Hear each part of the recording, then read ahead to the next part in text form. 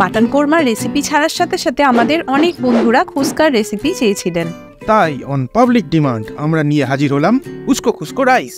আরে খুস্কা rice, খুস্কা rice. ও হ্যাঁ, সত্যি বলছি দারুণ খেতে হয়। 500 গ্রাম বাসমতি রাইস 2 থেকে 3 বার জলে ভালো করে ধুয়ে নিন, না হলে খুস্কা নয় ফ্যান ভাত হয়ে যাবে।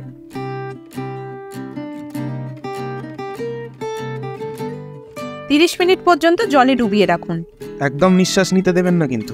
একটা বড় জায়গায় বেশি করে জল গরম করতে বসান। 2টো তেজপাতা, দারচিনির টুকরো, 2টো ছোট এলাচ, 2টো লবঙ্গ, 8-10টা শামরিচ বা গোলমরিচ, 2 টিস্পুন নুন। জলটাকে এই মশলাগুলো দিয়ে ভালো করে ফুটতে দিন। খচাখচ ফ্লেভারস তো একদম। এবার ভেজানো চালটা দিয়ে ফুটতে দিন।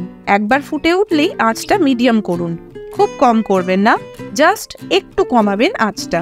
চালগুলো এমন ছটপট করছে দেখে মনে হচ্ছে যেন বাচ্চাদের টিফিন পিরিয়ড চলছে।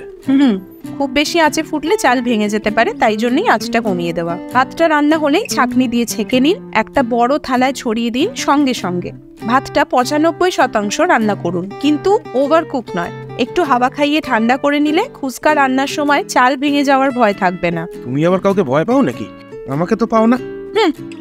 এবার একটা প্যানে 2 টেবিল স্পুন সাদা তেল আর 1 টেবিল স্পুন ঘি দিলাম। একটা পেঁয়াজ স্লাইস করে কেটে দিয়েছি, এটাকে ব্রাউন করে ভাজবো। বারবার নাড়াচাড়া করলে পেঁয়াজে ইভেন কালার আসবে। এইরকম বেরেস্তার মতো ব্রাউন কালার এলে 1.5 টিস্পুন আদা রসুন বাটা দিয়ে দিলাম। কাঁচা গন্ধ দূর হওয়া পর্যন্ত ভেজে নেব। আর তারই ফাঁকে একটা বাটিতে 2 টেবিল স্পুন দই নিয়েছি। সাদা বাটিতে সাদা দই নিয়েছো কেন? কিছুই তো দেখতে পাওয়া যাচ্ছে না। আসলে না, রঙিন দই মার্কেটে নেই গো। একে নিয়ে কোথায় যাই বলুন তো। এই দইতে 2 টেবিল স্পুন বিরিয়ানি মশলা দিলাম। এটা আমার বাড়িতে বানানো মশলা, আপনারা চাইলে মার্কেটের রেডিমেড বিরিয়ানি মশলাও নিতে পারেন। মিশ্রণটা বেশি গাঢ় মনে হলে অল্প জলও মেশাতে পারেন। এবার মশলাটা অ্যাড করলাম, সাথে বাটি ধোয়া জল। একটু একটু তেল ছাড়ছে, এই সময় 1 চিমটে হলুদ দিয়ে মিশিয়ে নিন। তেল ছেড়ে গেছে। এবার বানানো রাইসটা থেকে 2 হাতা দিয়ে দিলাম, হালকা হাতে মেশান।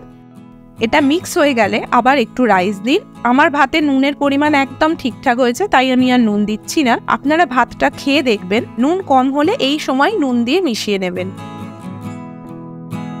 রাইস আর মশলা ভালো করে মিশিয়ে ওপর থেকে 1 টেবিল স্পুন কেওড়া জল, 1 টেবিল স্পুন গোলাপ জল আর 1 ফোঁটা মিঠা আতর দিলাম।